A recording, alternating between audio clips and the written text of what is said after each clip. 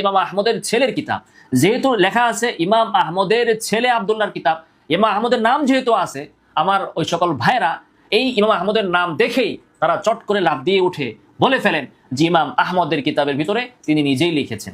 আসুন আমরা দেখি ইমাম আহমদ রাহিমাহুল্লাহর ছেলে আব্দুল্লাহ তিনি তার কিতাব আস-সুন্নাহ নামক গ্রন্থে কি বলেছেন।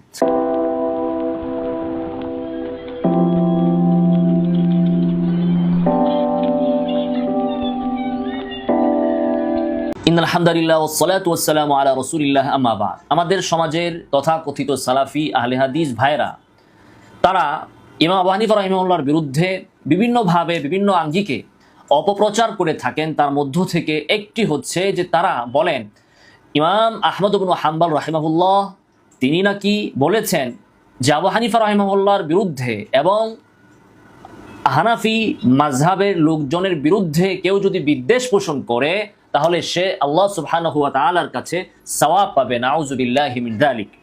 একজন ইমাম কখনো এই ধরনের কথা বলতে পারে না। তো আমাদের সমাজের যারা হানাফি মাযহাবের বিরোধিতা করে থাকেন, আমাদের ওই সকল পণ্ডিত ভাইদের সহিভাবে সূরাতুল ফাতিহা মুখস্থ না থাকলেও এই কয়টা কথা তাদের মুখস্থ থাকে যে ইমাম আবু হানিফা রাহিমাহুল্লাহকে ইমাম আহমদ এই বলেছেন, ইমাম বুখারী তাকে মুরজিয়া বলেছেন, ইমাম আবু হানিফার উস্তাদ তাকে কাফের বলেছেন, মুশরিক বলেছেন। এই ধরনের বানোয়াট জাল কিছু কথাবার্তা তাদের ঠোঁটের ডগায় সবসময় থাকে। আর এই কথাগুলো যখন একজন সাধারণ মানুষ শুনেন তখন তার মনের অবস্থা কি হয়? তিনি ভাবেন যে হায় হায় হায়, সারা জীবন যে ইমামের অনুসরণ করলাম, যাকে ইমাম মনে করলাম, আজকে তো দেখি সে ইমাম দূরের কথা, সে মুয়াজ্জিন হবে দূরের কথা, সে তো মুসলমানই না, তার উস্তাদই তাকে কাফের বলছে, ইমাম আহমদ বলছেন তার প্রতি বিদ্বেষ পোষণ করতে, আর আমি তাকে এত মহাব্বত করি। এইভাবে সাধারণ মানুষ বিভ্রান্তির মধ্যে পড়ে যান। আসুন আজকে আমরা দেখব ইমাম আহমদ রাহিমাহুল্লাহ আসলেই এ ধরনের কোনো কথা বলেছেন কিনা। আমরা যদি দেখি তাহলে দেখব যে এই কথা যেমনিভাবে সনদের বিবেচনায়ও সহি নয়, আর অর্থের দিক থেকেও এই কথাটা বিশুদ্ধ নয়। আমাদের তথাকথিত সালাফি ভাইয়েরা তারা আমাকে একবার বললেন যে ইমাম আহমদ রাহিমাহুল্লাহ আবু হানিফা রাহিমাহুল্লাহর ব্যাপারে বলেছেন যে যে ব্যক্তি আবু হানিফার প্রতি বিদ্বেষ পোষণ করবে সে সওয়াবের ভাগীদার হবে। তো আমি তাকে বললাম যে আপনি তো সালাফি, আপনারা বলেন যে আপনি কোরআন এবং সহিহ হাদিস মানেন, তো ইমাম আহমদ কি বলছে না বলছে সেটা আপনি কেন মানেন? আপনি কোরআন থেকে দলিল দেন যে আবু হানিফা রাহিমাহুল্লাহ বা অন্য কোনো মুসলমানের প্রতি বিদ্বেষ পোষণ করলে সওয়াব হবে, এটা আপনি কোরআন বা সহিহ হাদিস থেকে দেখান। সেইটা না করে আপনি বলেন যে আপনি সহিহ হাদিস মানি আমরা, অথচ এখানে আপনি একজন মুসলমান এবং লক্ষ লক্ষ মুসলমানের প্রতি আপনি বিদ্বেষ রাখাকে সওয়াব মনে করছেন শুধুমাত্র ইমাম আহমদ ইবনে হাম্বলের রেফারেন্স দিয়ে। তাহলে কোথায় আপনি সহিহ হাদিস মানেন ভাই? তো আসুন আমরা আগে সনদটা দেখি। তাদেরকে আবার যদি আপনি জিজ্ঞাসা করেন ইমাম আহমদ এটা কোথায় বলেছে, তারা বলে দিবে ইমাম আহমদের একটা কিতাব আছে আস-সুন্নাহ, ওই কিতাবে তিনি বলেছেন। না, আস-সুন্নাহ নামে ইমাম আহমদ রাহিমাহুল্লাহর কোনো কিতাব নাই। মূলত এই কিতাবটা হচ্ছে আব্দুল্লাহ ইবনু আহমদ অর্থাৎ ইমাম আহমদের ছেলের কিতাব, যেহেতু লেখা আছে ইমাম আহমদের ছেলে আব্দুল্লাহর কিতাব, ইমাম আহমদের নাম যেহেতু আছে, আমার ওই সকল ভাইরা এই ইমাম আহমদের নাম দেখেই তারা চট করে লাফ দিয়ে উঠে বলে ফেলেন যে ইমাম আহমদের কিতাবের ভিতরে তিনি নিজেই লিখেছেন। আসুন আমরা দেখি ইমাম আহমদ রাহিমাহুল্লাহর ছেলে আব্দুল্লাহ তিনি তার কিতাব আস-সুন্নাহ নামক গ্রন্থে কি বলেছেন। সেখানে তিনি একটি শিরোনাম দিয়েছেন মা হাফিজতু আন আবি ওয়া গায়রিহি মিনাল মাশাইখি ফি আবি হানিফা। ইমাম আবু হানিফা রাহিমাহুল্লাহর ব্যাপারে আমি আমার পিতা ইমাম আহমদ এবং অন্যান্য মাশাইখ থেকে যা কিছু শুনেছি, সংরক্ষণ করেছি, সেগুলোর আলোচনা। সেখানে তিনি একটি বর্ণনা এনেছেন, সেই বর্ণনা নং হচ্ছে 228।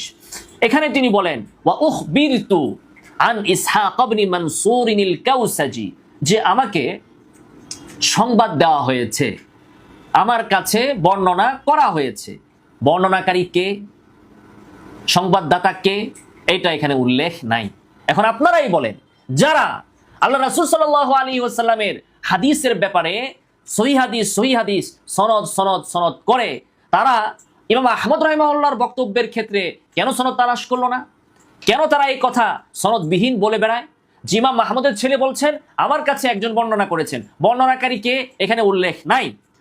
এই বর্ণনাকারী মিথ্যুকও হতে পারে, ধোঁকাবাজও হতে পারে, কাযযাবও হতে পারে, মাতরুকও হতে পারে।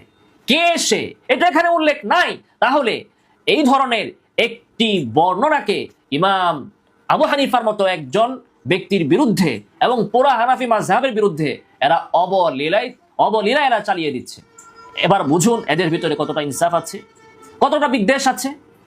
তো ইমাম আহমদ রাহিমাহুল্লাহর ছেলে বলতেছেন যে আমাকে সংবাদ দেওয়া হয়েছে ইসহাক ইবনে মানসুর আল কাউসাজ থেকে। ইসহাক ইবনে কাউসাজ এবং আহমদ রাহিমাহুল্লাহর ছেলে আব্দুল্লাহ, দুইজনের মাঝে একজন ব্যক্তি আছেন যিনি আব্দুল্লাহকে জানিয়েছেন। সেই ব্যক্তিটা কে এটা ওনার ছেলে এখানে উল্লেখ করেন নাই।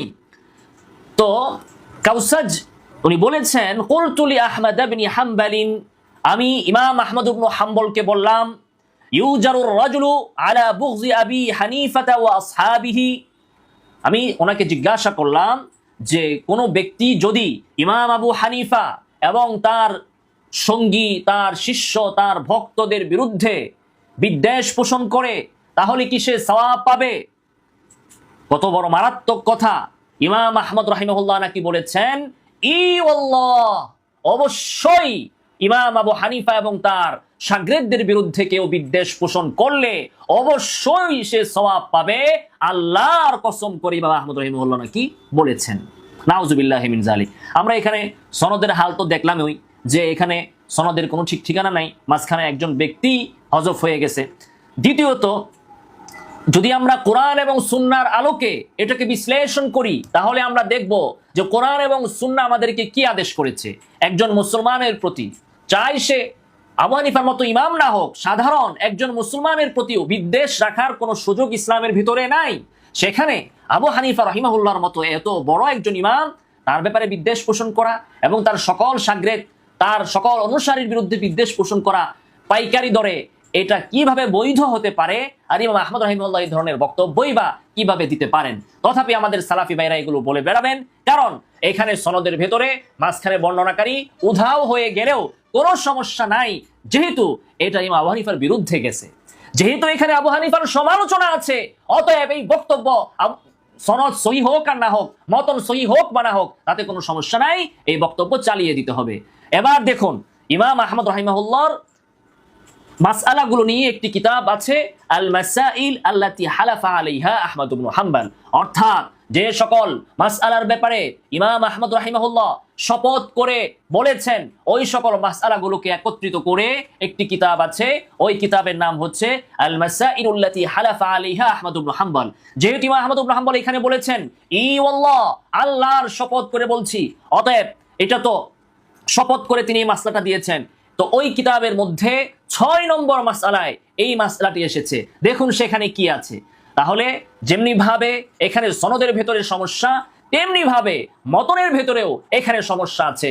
এখানে আছে সুইলা, ইমাম আহমদ ইবনে হাম্বলকে জিজ্ঞাসা করা হলো আয়ুজারুর রাজুলু আলা বুগজি মান খালাফা হাদিস রাসূলিল্লাহ সাল্লাল্লাহু আলাইহি ওয়াসাল্লাম। দেখেন এখানে কি আছে আর ওখানে কি আছে। এখানে আছে ইমাম আহমদকে জিজ্ঞাসা করা হয়েছে যে ব্যক্তি আল্লাহ রাসূল সাল্লাল্লাহু আলাইহি ওয়াসাল্লামের হাদিসের বিরোধিতা করে, আল্লাহর রাসূলের হাদিসের মুখালাফাত করে, বিদ্বেষ রাখে, বিরোধিতা করে, তার প্রতি বিদ্বেষ পোষণ করলে কি সওয়াব পাওয়া যাবে? তাহলে এখানে হচ্ছে রাসূল সাল্লাল্লাহু আলাইহি ওয়াসাল্লামের হাদিসের বিরোধীদের প্রতি বিদ্বেষ পোষণ করা, এই বিষয়ে প্রশ্ন। যেমন বর্তমানে আহলে কোরআন আছে একদল, এরা আল্লাহ রাসূল সাল্লাল্লাহু আলাইহি ওয়াসাল্লামের হাদিস মানে না, এরা শুধু কোরআন মানে, হাদিসের বিরোধিতা করে। তো এই ধরনের মুনকিরে হাদিস যারা, তাদের ব্যাপারে বা মুখালিফুল হাদিস যারা, তাদের প্রতি বিদ্বেষ রাখার ব্যাপারে ইমাম আহমদ ইবনে হাম্বলকে প্রশ্ন করা হয়েছে।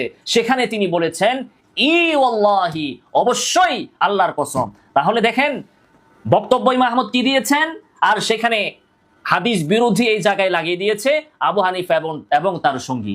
হাদিস বিরোধী এই জায়গায় তারা লাগিয়ে দিয়েছে আবু হানিফা এবং তার সঙ্গী, এবং এর সনদের মধ্যেও ঝামেলা আছে। তাহলে আপনারা এবার চিন্তা করুন, ইনসাফের সাথে চিন্তা করুন, আবু হানিফা রাহিমাহুল্লাহর মতো এত বড় ইমামের ব্যাপারে তারা আরেকজন ইমামের রেফারেন্সে বিদ্বেষ পোষণ করাকে সওয়াবের কাজ হিসাবে চালিয়ে দিচ্ছে, অথচ এখানে তারা মতনের প্রতিও একবার লক্ষ্য করছে না, সনদের প্রতিও একবার লক্ষ্য করছে না, অথচ সারা জীবন জপে বেড়াচ্ছে সহি হাদিস, সহি হাদিস, সহি সনদ, সহি সনদ। আল্লাহ সুবহানাহু ওয়া তাআলা আমাদেরকে এই ধরনের সহি প্রতারক থেকে সহিভাবে হেফাজতে রাখুন। আমিন ওয়া আখিরু দাওয়ানা আলহামদুলিল্লাহি রাব্বিল আলামিন।